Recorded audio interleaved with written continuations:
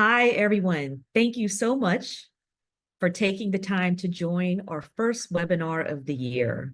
I'm Tina Barr, the Director of Training and Education for the National Association for Civilian Oversight of Law Enforcement.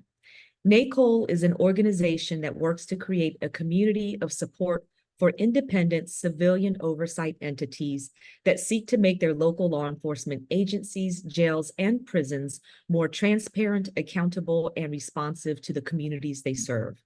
One piece of that effort is our webinar series, where for the last 9 years, we have worked to bring you information on effective practices in civilian oversight, innovations in the field, and important work being done in regards to reforming the criminal legal system.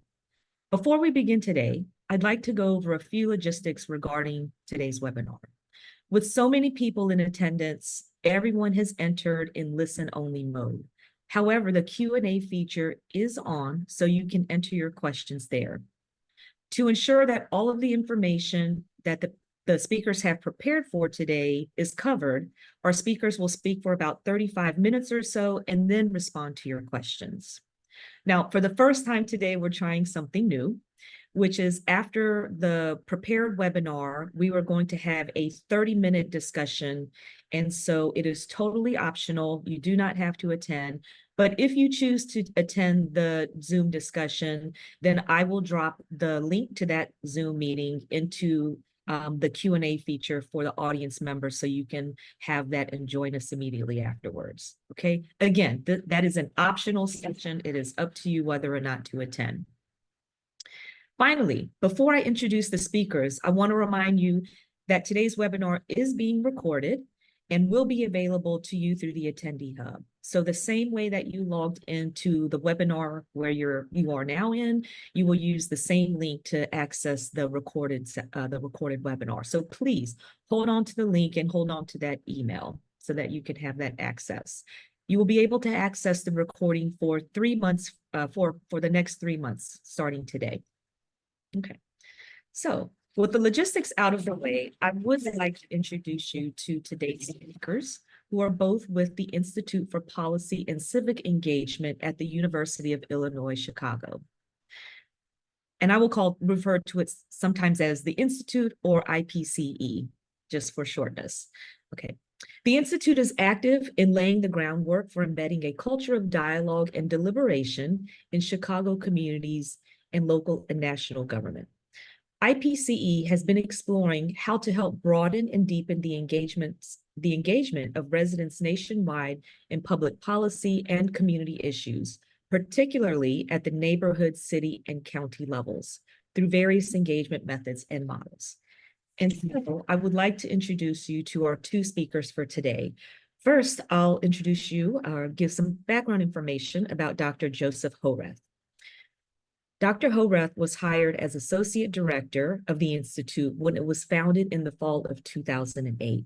He was appointed Director in January 2009. The Institute creates opportunities for scholars, concerned citizens, students, and government to participate in public discourse and educational programs on current policy issues and social trends.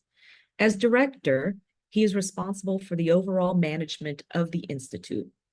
Dr. Horath came to the University of Illinois, Chicago in 2004 as the Associate Director of the Great Cities Institute, bringing a wide range of experience in community development research and evaluation, and having previously worked for university research centers, nonprofit organizations, and private consulting firms. As an independent consultant, he conducted research projects on housing and comprehensive community building.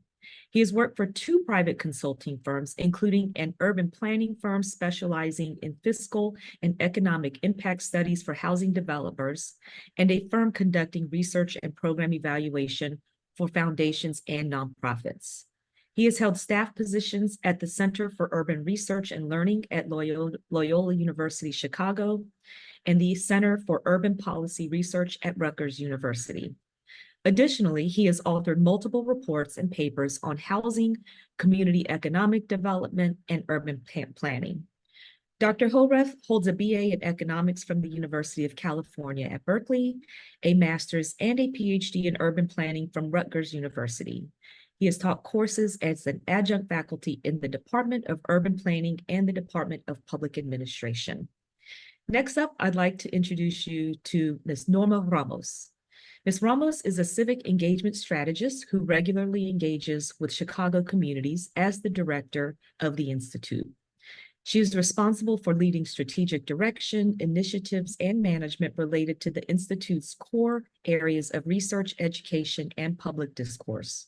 She is also responsible for building and maintaining civic, community, and educational partnerships, media partners, and local and state government relations related to the program development and administrative functions of the Institute. She manages the Institute's research projects, educational and leadership programs, public discourse, and dialogue initiatives.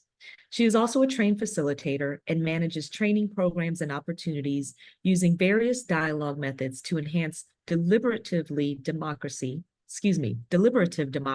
and civic and public engagement. So without further ado, I will turn things over to Dr. Horeth and Ms. Ramos.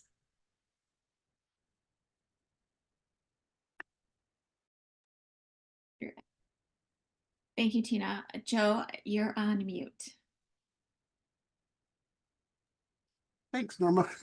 Thank you, Tina. It's really great to be here, and I appreciate everyone being here with us today. I'm just going to jump right into our session. I'll share my screen and we'll get going.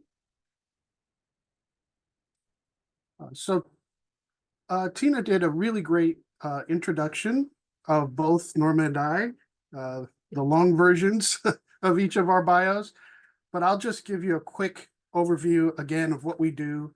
We design and lead public engagements. We also do leadership development and civic learning programming, and what we call research on what we refer to as the science and art of civic engagement practice.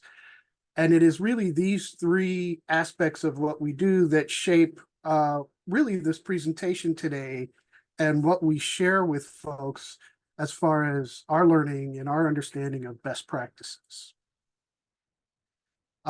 Here is a roadmap, an agenda of what we're going to cover. First, I always find it helpful to share our learning goals. What we hope you all will get out of this session. We'll spend the bulk of the time going into some detail about a case study, and I'm referring to it as a case study, but it's a project we were involved in with the Illinois Office of Attorney General, as that office was negotiating what eventually became the Chicago Police Department consent decree. We thought it would be most helpful if we shared what we see as best practices and key factors of engagement within the context of a project that we did. And while we are not an oversight body ourselves, obviously, we are a university-based research center, this partnership with the Office of Attorney General was really about police reform.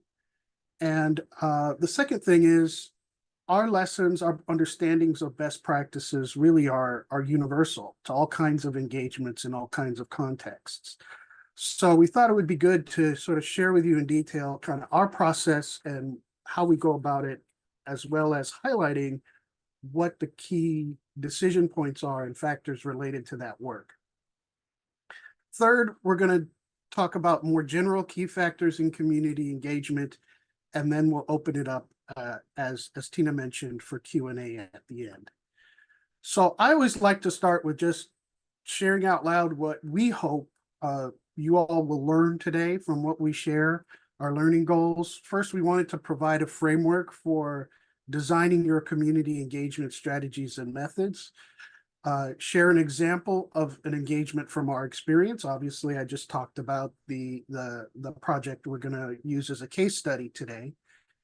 And then finally, discuss key factors for community engagement best practice that give voice or can give voice to residents regarding policing. So let's jump right in to the consent decree community engagement. First, the context. In 2018, when we really entered into this space, the Chicago Police Department really had a history of institutional racism, as do and have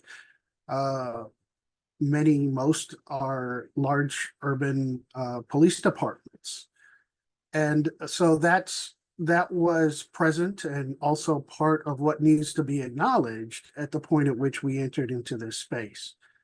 But the most immediate precursors were the killing of the murder of Laquan McDonald, a young African-American man who was shot and killed by a police officer who shot 16 shots, mostly into his back. And that was caught on dash cam video.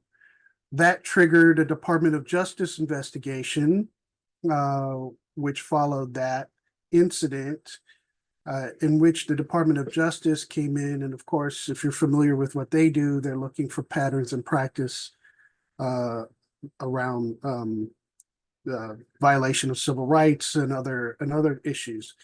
And so in the process of their investigation, they also held what we refer to as traditional town halls, large public meetings where people are invited to come and talk. And then in 2016, by the way, this recent history dates back to 2015 or so. 2016, Trump gets elected. His attorney general is now in charge of the DOJ, and he declines to proceed with what the DOJ recommendation was at that point, which was that there should be a lawsuit against the police department that might trigger a consent decree and a series of reforms. At which point the Illinois Attorney General at that time, Lisa Madigan, picked up the case and sued in federal court, and that ultimately resulted in the consent decree settlement. Along the way, when the Attorney General did pick this up, her office decided to do its own set of community engagement work. And those are the roundtables. That is the project that I'd like to highlight here in our session today. So the community engagement roundtables, in our work in it, involve 4 steps. And there's an aspect to this also that I'd like to just step out of my presentation for a moment and tell a little story about. We were hosting, maybe it was 2017, fall of 2017 or so, we were hosting a workshop on our campus with another civic and community engagement expert that happened to be attended by some staff of the police department and of the Attorney General's office. And so it was through that workshop that we got to know their participation in that workshop, that they got to know us and what we do. And that relationship is what triggered or eventually became our involvement in this project. That's how they knew to call us, essentially. So once we were engaged with them, we began our work, and that on this kind of project, we are, when I say we, I mean our institute, quite deliberate ourselves about our process. We don't just sort of jump in. Someone says, I'd like to hear from my constituents or my community. We don't just immediately sort of jump in and say, okay, well, let's get some meetings going. What's really important about community engagement that we believe is that you take a systematic, structured, intentional, well-resourced approach to what you're doing. You have to take this work just as seriously as you do the deliberations around your oversight decisions or anything else that you might be doing. It's really foundational to your legitimacy, your credibility, and ultimately will benefit your work in ways you may not even have anticipated. So as we get into our work, we always start with what we call the design. What are we doing and how are we going to do it? The framing, that's thinking a little bit about the content of what we'd like to learn from whoever we're engaging with, and how we might ask those questions and best get that information. And then lead really means do the engagement, right? Whatever it is that we're doing, whether it's the public meetings or some other format or method of engagement. And then in this case, a report was expected, which we, were prepared for and wrote and produced that product at the end. So let's talk about the first step, design. And as you're thinking about, well, we want to learn this from our community, and so we want to do something to learn that, you should be asking yourselves several questions. First, what is our goal? What are we trying to learn? And why are we trying to learn that? Who are we trying to reach? That's important to understand. If it's everyone, okay, then that might send you down another path, one path or another. If it's not everyone, if it's certain segments of the population, if it's everyone, but you want to make sure you're reaching certain segments of the population more, that is important to understand as well.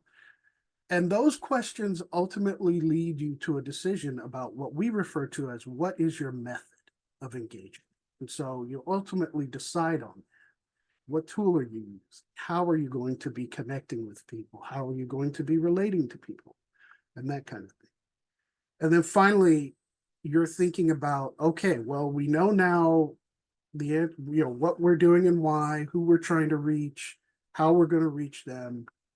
What are the capacities that we need to get that information and to achieve our goal? And that's things you might want to be thinking about. So here's some examples of considerations as you ask yourself those questions. So, for example, going back to the purpose question, right? First column there, examples of purpose. Well, you might want to be building trust in community. That's okay. That's a fine purpose and goal. It doesn't have to be a very sort of specific kind of outcome that something in the sense tangible. Trust in community is important work. It's related to what you all need to be doing. And so that could be a purpose. Gather opinions. In this case here, with our example, with the consent decree, that was definitely something that the Attorney General's office wanted to hear input on what was important for people with regard to police reform. Also, specific ideas. Some of the best ideas I heard when we did this project came from the community meetings. Folks with lived experience, folks who are experiencing different aspects of good or bad police work. You want to hear from those people what idea they might have. I think people are often driven immediately to go to experts and people who've researched an idea or people who are doing the work themselves and overvalue that voice and undervalue the voice of community and lived experience. So sometimes generating specific ideas might be what you want to do. Address longstanding harms. Maybe your engagement is about helping the community have a conversation that it's been needing to have for decades, right? And you have recognized that conversation is a barrier to you doing your work or to achieving some of the other purposes, building trust or being more effective around public safety. An example of a constraint or context, history, knowledge of the community. How has this community historically experienced this issue? That's important to know or think about. Who are you trying to engage? Obviously, that leads you to understanding of the population or the mix of population being engaged, cost, time factors. Do you have enough folks to help with this work? Whose responsibility is it? Do people know how to do the kinds of things that are required or that might be needed here.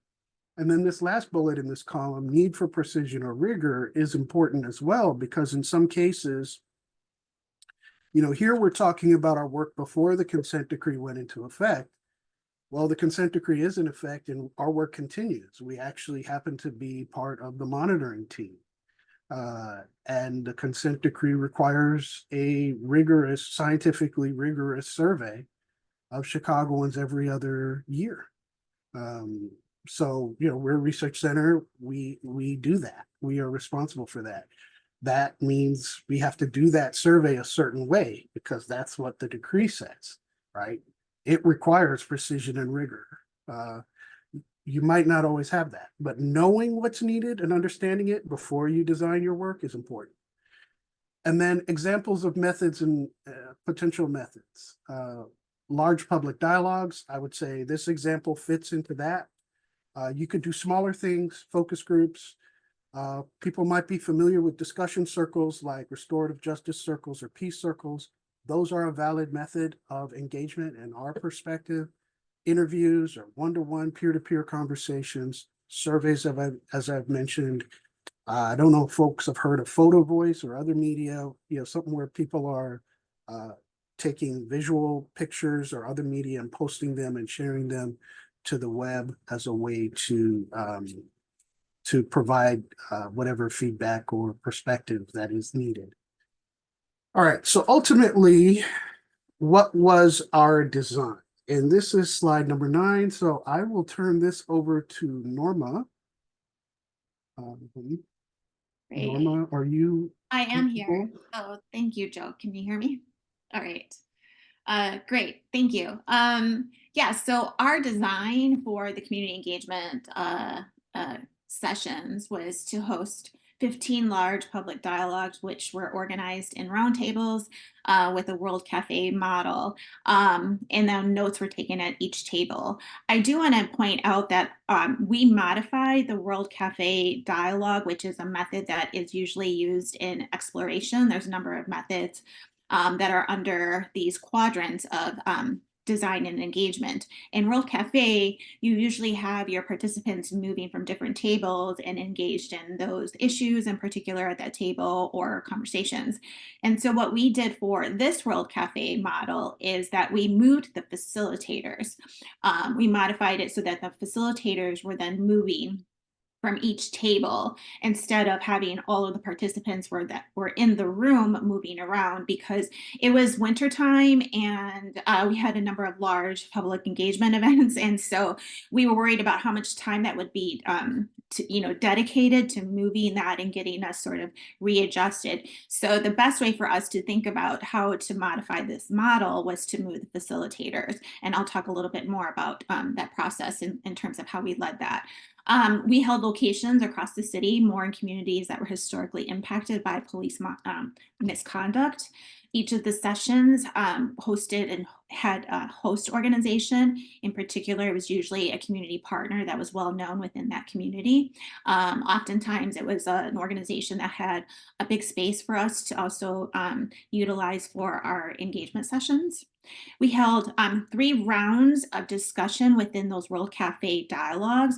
They were actually 20 minutes for each round. They were facilitated by a professional facilitator.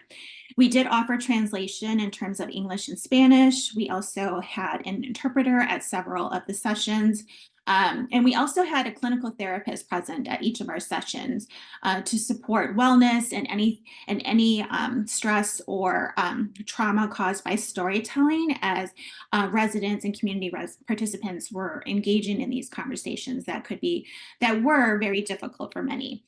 The role of the facilitator was to help those at the table understand the goals and kind of guide the participants through that process. Each facilitator was actually assigned 3 of the following discussion topics. We had 3 of them. It was impartial policing, use of force, and community policing. And so if I was a facilitator and I had impartial policing, I was moving to 3 tables to discuss impartial policing. And then another facilitator would have use of force and then another facilitator would have community policing. And that's how we were able to engage everyone within those sessions and all three of those discussion topics that were very important for the consent decree in Chicago.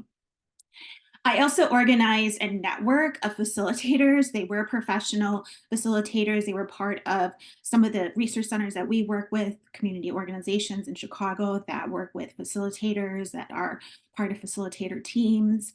So I think like at one point I had a network of probably about 120 facilitators in my queue that I could work with. I did training with all of the facilitators who were interested in participating and supporting our discussions.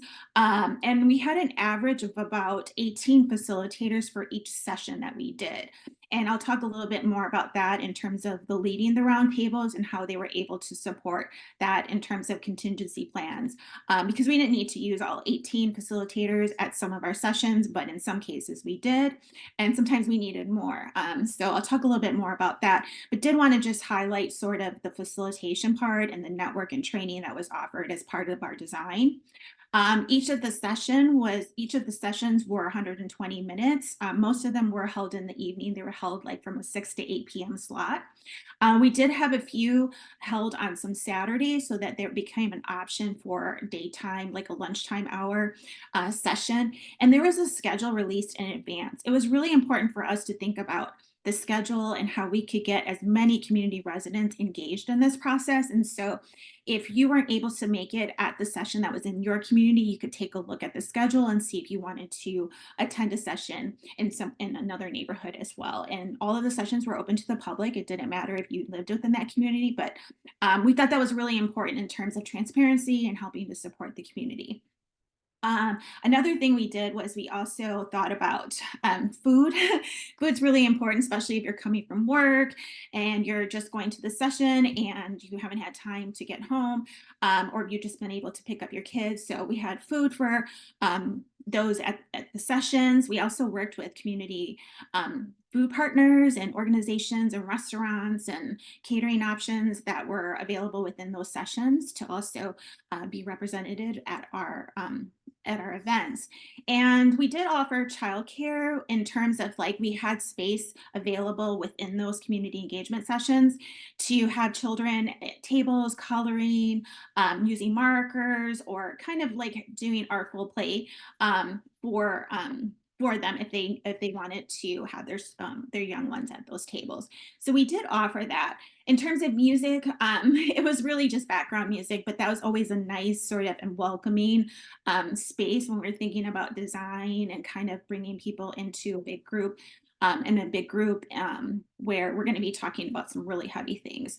So this is just a quick outline in terms of like our design process, and then we'll get a little bit more into some of the details of our discussions. So I think we can go to the next slide that actually talks about the framing of the issues, and I'll turn that back over to Joe. Thanks, Norma. And the next step is framing the issue. But to go back to, before I move on to this one, I just wanted to say, Norma gave us a great overview of kind of what our design settled on, and really kind of between our division of labor, how we work together, that's her wheelhouse, and she really shaped that quite well. But it is related to the slide that I was speaking about before, about what our goals were and what questions we were asking ourselves. So you see in that design reflected what the purpose and the goals were. So for example, with regard to what population did we want to reach? Well, the Attorney General wanted to reach the entire city, but of course we know and we recognize that certain populations within the city really had been more impacted by police misconduct due to the structural, the deep embedded structural racism, which is related to segregation, which is itself part of structural racism in Chicago. So we had to make sure where the 15 sessions hit all the communities that we needed to hit to really make sure, like Norma said, it was open to the public each session, but to really make sure we were present in all the communities we needed to be.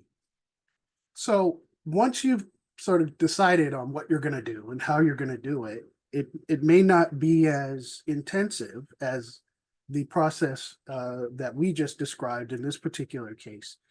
The next step is, what questions are you going to ask? How are you framing the issue? How are you going to engage? How are you going to get the information that you need? And so in the context of a roundtable, or anything that has people discussing something together, you might want to start with a personal stake question.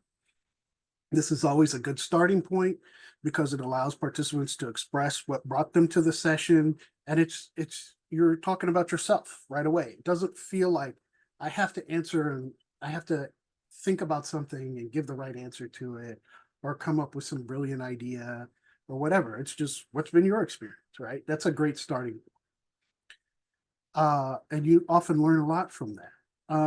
But with regard to, what your goals are, an experience sentiment question is also valid. Those questions tend to enable participants to speak from what they've experienced and what they've seen and how they feel. You might want to allow for people to share that. That should be a part of the broader contextual information that you're gathering. So an example of that question, what is your experience, perspective, been on police oversight in your community or city? An issue question. In this case, this would get you right to the heart of the matter, right? What is it specifically you wanted to ask people about? Whether it's about oversight of officers, whether it's about some practice they're doing on the street or whatever else. In what specific ways should prosecutors or our legal system work to better hold officers accountable? That was one question we used when we were modeling this in another session. And then finally, an example of an idea generating question is, might be an open-ended question of any kind, but really where you are specifically inviting people in to share an idea. And that could be as basic as what specific ideas do you have for reform? If your goal is to get information about an issue question, answering a question that might be more yes or no, right, might not be where you want to go, right? You might want to really hone in on, getting people to talk about an idea or an issue at hand, right? So that's why we take time to think about the framing, because once you're sitting there with the notes or the feedback or the information that people have provided you, it's too late to change the question, right? You really want to give that some thought up. All right, I'll turn this slide over to Norma to talk about what happens in the room when we actually led the roundtables.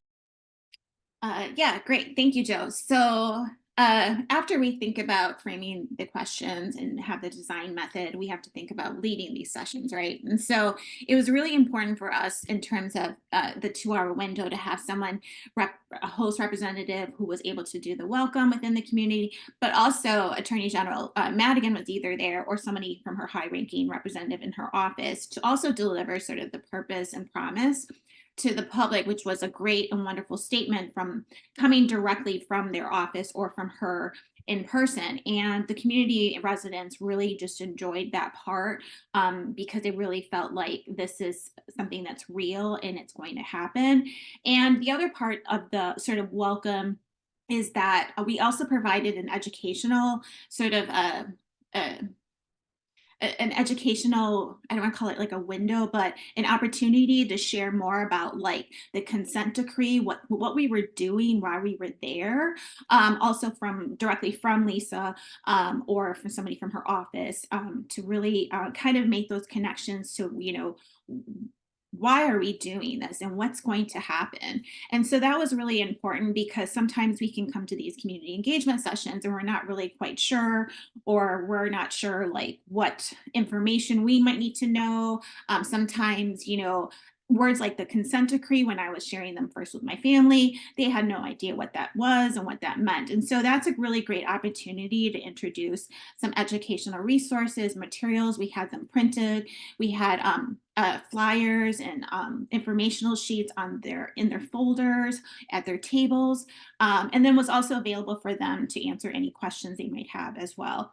And then we transitioned into sort of the standard overview of process and expectations, which was provided by the lead facilitator, who was actually Joe, in each of the 15 sessions. So we had this format, and we stuck to that format for all of the 15 sessions, which worked really great because it really helped us to conduct this engagement in a way that was very, I think, helpful in terms of like all of us involved. There's a big team of people, right? And so if we stuck to the same format, it really just helped us in terms of like running things smoothly. We know sometimes there's some hiccups in community engagement events that we just can't control, but this part of it was really helpful. And so having the lead facilitator really share sort of the overview of the process was really helpful, because he was able to talk about like the overview of the small group roundtable discussions, the roles, like who the facilitators were, who are all the people in this room, the structure of the conversation, which is the World Cafe dialogue, talking about how we're going to modify it. He also talked about the group agreements, which we held true to in terms of like having these conversations at the tables. And so the lead facilitator led that versus the facilitators at your table, so that we could stay on time, because we were covering a lot within a 2-hour window. And, you know, he also talked about transitions, like what's going to happen is the facilitator at your table is going to get up and move to a different table, and another facilitator is going to come in and ask you a different question. And so that's how you'll be very participatory in all 3 of those important questions. That person also, Joe also served as a timekeeper for us, so that we at the table, us facilitators at the tables, didn't have to worry about that so much. We really could just be there helping to guide the participants at those tables in their conversations. And, you know, transparency is really important. So if we use that and share that up front, it really helps residents within the room to kind of to like feel more relaxed about what the expectations are going to be for the next 2 hours. And so that was a really helpful way for us to think about when we are doing our framing and our design and sort of leading these roundtables, right? And then we moved into discussion rounds. So we had 3 discussion rounds. We had usually up to 10 people at each of these tables. We have the word round in there, but in some cases and spaces, we didn't have official round tables. We made do with what we had. But it was usually the max at a table is up to 10. And it was usually 9 and then a facilitator. And the facilitator also served as the note taker as well. And this obviously was based varied on attendance. And then each person participated in each of the 3 topics. And at the facilitator, the table also included materials in terms of the resources on the consent decree. What is the consent decree? What is that? What is it? Next steps, information, discussion prompts. We also included Post-it notes, name tags, note cards, and other materials at the table. And we use these really big, they're called notepads that are on the table, really big notepads for the facilitators to write on. We didn't use any names because that was really important in terms of like evaluating their privacy.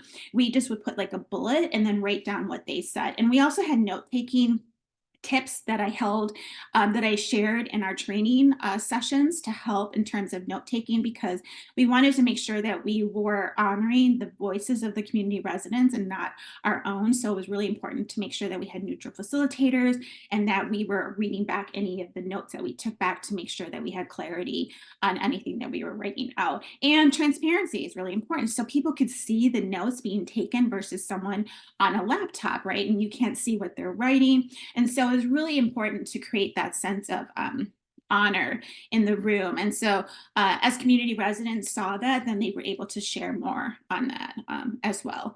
And then they participated in 3 rounds, as I mentioned. Impartial policing, they had answered a question on what can CBD do to ensure that officers treat all Chicagoans fairly and equally, and they gave us their ideas. Use of force was the other question. So what can CBD do to reduce use of force? And then the third question was on community policing, and that what can CPD do to work with the community to improve public safety. And so these were specific questions that we use to help get residents talking and sharing their ideas with us instead of having it, they're called open-ended questions, right? Instead of having a question develop where you just answer yes or no. These questions were really thoughtful in terms of the design and the framing so that we could maximize as much as we could from the community residents sharing their stories with us. And then at the end, we also had a harvest in which we allocated a certain amount of time to have each of the tables share and summarize like 2 to 4 themes in dialogue in their dialogue round so that the whole room could hear what others were talking about as well and know that, oh, maybe I had a similar thought to someone over at table 16. And so that was another great way for us to share the transparency of the work that we were doing. And then we gathered all those notes together and we did share with them that this was going to be gathered together. Their contact information, if they shared that with us, we would make sure we would stay in touch with them, letting them know about the report. We took every single comment down, we wrote it up, and then we actually did some analysis, which we'll talk about in the next slide. But we just let them know that it's going to be shared with the report. The report's going to be public. It's going to be available on our website. And so we really wanted to make sure that they knew that their voices were being really representative and that they were actually going to be used in sort of thinking about what could go into the official consent decree. And some of those ideas did go into the consent decree. Other important details, we also had floaters in the room. You can imagine rooms where we had like 200 to 250 people. It was really important to have like floaters or facilitators kind of going through the sessions and listening to hear like if a facilitator is having a little trouble getting the discussion going, or thinking about how if everyone at the table was participating, and kind of just like just walking through the room to make sure that there wasn't any problems or help support everyone at the tables. And then interesting enough, we also had contact cards versus sign-in sheet because, sign-in sheet you can just write in real quick, but it was another opportunity to get a little bit more information. And it was, voluntarily included in terms of like that it was my decision to share my information if I wanted to. So there was like no high levels of expectations, but quite a few people did share their contact information with us, which was really helpful, that we wanted to make sure that we were valuing. Let's see. Oh, yes. So there's a great question in terms of the harvest. So let me just scoot back really quick. In terms of the key themes that were shared out, we did have some facilitators who were able to pick them, but for the most part, we ended up with enough time that almost all of the themes and ideas that were shared out, actually, believe it or not. And sometimes if the facilitator didn't share it out, somebody at the table who was represented to be the spokesperson of that table was helpful to share that out. But that's a great question because we don't want it to be like the facilitator managed what to be shared out. So I think, and if I look at my script, because there was a script as well, we did make a note to ask them like, what are those important key 2 to 4 themes that we could share out in harvest. I think that was like one of the other questions too. Great question. And then in terms of contingency plans, we did have quite a bit of contingency plans. As I mentioned, I had a network of probably about 18 facilitators set up for each session. Sometimes we didn't need all of the facilitators and sometimes we needed more. And so some of our staff were also trained to help step in case we had that. We also paid attention to weather, which we didn't really have any issues with. I'm very thankful about that, that Mother Nature worked with us on these because we squeezed all these sessions in 2 months. So that was a lot of fun, let me tell you. And then we also had all the information printed out in English and Spanish as well. And so, sorry. Oh yeah, so the 3 questions that we asked at the table were impartial policing, use of force, and community policing. And we had one main question, and we had a follow-up question just in case they ran out of time and answered the question at the table.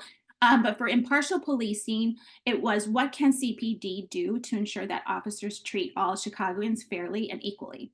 For use of force, the question was, what can CPD do to reduce its use of force? And then the third main question for community policing was, what can CPD do to work with your community to improve public safety?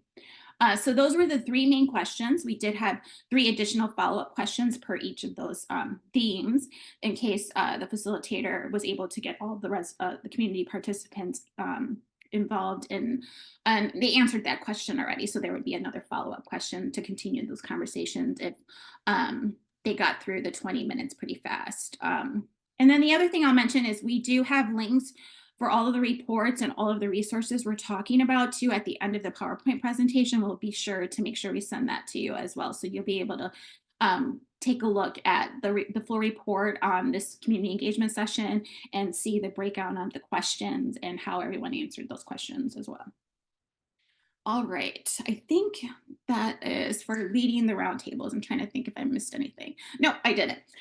Okay, thanks, Joe. And then we moved right into developing the report. So after each of the sessions, we also hosted a number of small group discussions in terms of supporting some of the diverse and underrepresented groups as well, like youth, LGBTQIA, working with some who had housing insecurity and others as well. And those are listed within the report too. And then what we did was our report to the Illinois Attorney General Madigan restated the purpose and the promise to the public. It included an executive summary and a full report which explained the methods of engagement, all of the summary of our feedback. It presented thematic analysis as well as every comment recorded, which we had over 6,000 comments that we compiled together and included in our appendices, and also analyzed in terms of those themes that we presented back to the Attorney General Madigan in the report. And then actually, many of those themes actually corresponded with sections within the decree, which was put in effect January 2019. But before the decree was put in effect, Illinois Attorney General Madigan and Mayor Rahm Emanuel, and at the time the police superintendent Eddie Johnson, held a huge press conference in July of 2018 on the consent decree. And it included highlights of this community engagement process, our report, and really just highlighted the next steps. And so that was a really nice opportunity to also share that with all of the community engagement participants and residents who were very active in this process from the very beginning to the end. And sort of that, I think as Joe mentioned, that transparency and trust that we want to make sure that we're creating, they really felt included in this process and could see that something very tangible was coming out of it. So that's one of the really important sort of like important takeaways of this project or case study and the work that we did within these sessions, was that it was such an honor to be able to do that, and the community residents were really thankful that they could be a part of this process. And so I think I'm going to turn it over to Joe to talk a little bit more about building that trust, right? And how do we engage with the community when we know we have historically had those issues throughout time. Thanks, Norma. Yeah, it was just incredible to be a part of this project. And every time I hear you talk about it, I'm just reminded of how extensive it was. I just want to also stress to folks that, coming out the gate, whatever your agency is or organization, maybe you've had a history of doing these kind of meetings before, and that's fine. But even if you haven't, some of the aspects that we've been talking about, I hope, are resonating in a way as to, you thinking about how they might be applied in your context. So even if you're just thinking about how do I start building relationships with organizations? How do we connect with residents in our community in a meaningful way? As you can clearly see, this was not your traditional 2 minutes at the microphone public hearing or public meeting. We actually try to avoid that method at all costs. Now, however, We know sometimes entities are legally required to do things a certain way, right? And that's fine. I would just suggest adding to that, enhancing that by providing other opportunities and other ways for your entity or organization to connect with people meaningfully in your community. And doing so gives you your vehicle for building trust. Because ultimately, if people didn't believe or have any sort of hope that their participation in these roundtables was going to affect anything, they wouldn't have come, right?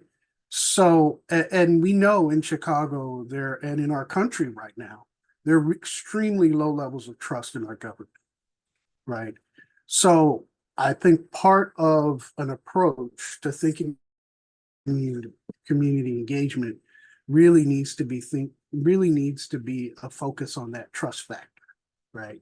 When we think more broadly, stepping out of what we did in that one engagement, but thinking more broadly about what makes good, meaningful engagement, it rests on a foundation of trust, and multiple factors can affect that, and you should be aware of those, right? What is the history in your community of past civic engagement efforts? Some people are tired of meetings, right? Some people are tired of that. They think it's going to go nowhere, right? You need to acknowledge that if you're coming out trying to do something. Or maybe in the past, there's actually been what I call civic engagement malpractice, like things done with bad intent or really to mislead people. That should be that's going to be a part of a barrier that you have to work against. What can you do to combat that? Well, relationships with individuals is great, but it's hard to do that and it takes a lot of resources.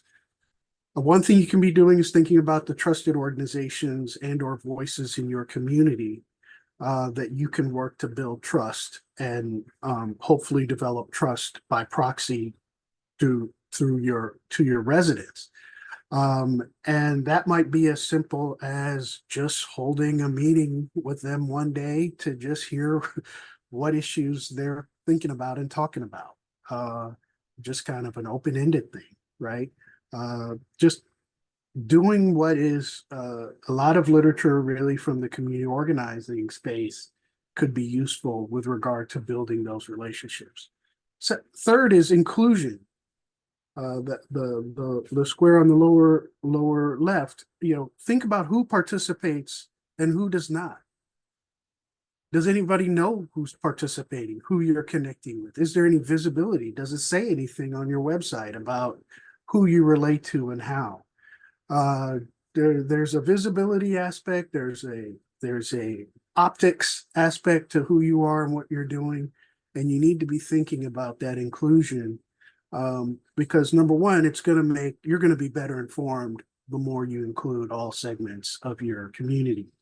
And then transparency, being open about what you're doing and who you are and what your purpose is, and regularly communicating with folks, even if it's just the most minor update, just reminds them that you're around.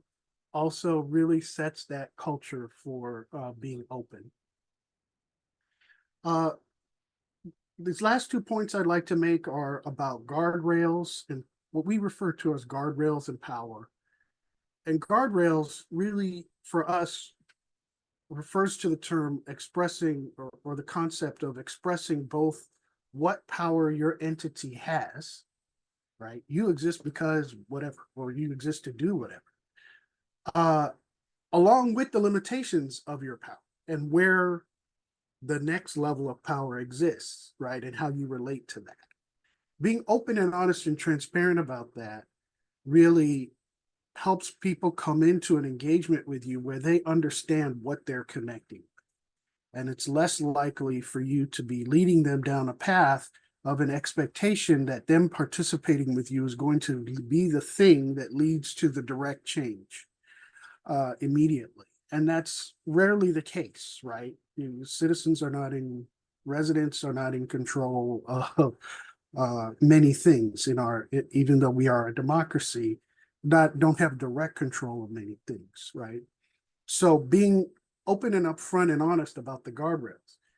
When we held the consent decree sessions, part of what we said at the beginning was this information will be provided to the Attorney General's office for them to use if they can choose to or whatever in their negotiations with the consent decree. We didn't say this was going, the Attorney General was going to change X, Y, and Z immediately, right?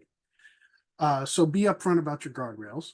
Power dynamics, open and upfront about the power structure within which you are operating. So who has authority over what decisions and policies? And part of this is referring to even what Norma talked about the education component, right? Just as important as building trust and relating to folks is helping make sure they understand where authority rests for different decisions, whether it be police accountability or something with regard to budget or policies or whatever. And now I know police accountability in many cities is a dizzying array of boxes that point to this person and that person, and you know, a recommendation is made to this entity and then it comes back to this person, right? It can be really challenging to put a finger on where power rests, but part of your role and helping you to authentically and meaningfully engage people is helping them learn about that structure. And then the last thing is, I say, know where you are on Arnstein's ladder. I don't know if folks have heard of this, but it's a famous article in urban planning about how you think about community engagement. And Sherry Arnstein was a planner back in 1969 and wrote this way back during the model cities kind of war on poverty programs that actually promised community engagement, left it up to local entities in many cases. And she was witnessing a lot of low level, high promises about engagement, but in reality, very low actual quality of engagement and power associated with it. And so if you're low on this rung, you can see, you know, really communities being manipulated and other things being done. You know, you move up the ladder, you see, okay, well, we're going to allow some folks to have sort of some visible presence in the process, but really limit the amount of power and authority they have. I would say it'd be great if you can really see yourself and think about your engagement, trying to move up the ladder to partnership or delegation, or even complete citizen control. So, you know, that's just something I'll throw out there, a tool, the framework that might help you. And then I know we got 3 minutes left here. In closing, everything that, to boil down kind of all the big points that we made, these are really the basic principles we operate with. Make sure you have a clarity of purpose and you're bringing a clarity of purpose to your work, a commitment to inclusion.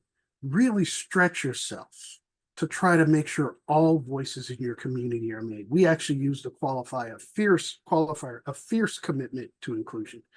So go above and beyond. It is important for your community to see you trying to reach those segments and subsections of your community whose voices are rarely heard. Transparency, communication of process. Explain what you're doing and regularly report back on that process. And then the follow-up and follow through. You know, Norma talked about the press conference, right? This is really about, if you say this is going to lead to something, you also should stay on top of what happened with that, right? And be able to report that back. Because the more people participate in things and connect, and the less they know about what happened with that, the more cynical they become, the more erosion of trust. And really, I think that plays a big factor in where we are in our society and our democracy today. I know we have in Chicago, if there are folks from Chicago or folks who are familiar with what's happening in Chicago, I just want to mention the community councils of the Community Commission for Public Safety and Accountability, the district councils. Those are the entities in Chicago that I presume are going to eventually be most like most of you all on the call, and those are just getting started. We haven't had any relationship with them yet, but we're hoping to in our work as part of the monitoring team. And you know, if anybody's on the call, they can share with that about that. So I will stop there. I know we're at about 2:59, 3 o'clock Eastern. Yes, thank you so much, Joe and Norma. That was really helpful, and hopefully those of you who are joining us today have got some information that is useful to you. The PowerPoint, the PDF version of a PowerPoint that you saw today is provided on the Attendee Hub, so you can access that through the same way that you logged on to the webinar. Now, here's where we're going to test out this new thing, the 30-minute discussion that will take place just as soon as we all log off of here. Audience members, I posted the link to the Zoom discussion in the Q&A section. And so you should be able to see that. If you would like to join us again, totally optional, up to you. There are a few questions that we were unable to get to. Thank you for answering the ones that you did. But we can carry those questions over into the discussion. And so Joe and Norma, let me give the link to you. I'm going to put it in our communication box. And fingers crossed that it all works and we're all there. So if you choose not to join us, thank you for participating in today's webinar. And as always, thank you for supporting NACOLE and your commitment to the work and oversight that you do. And for those of you who are going to join us, we'll see how this goes. All right, I'll see you in the Zoom room right after this. Okay, thank you so much. Joe, did you get the link? Are you good? Okay.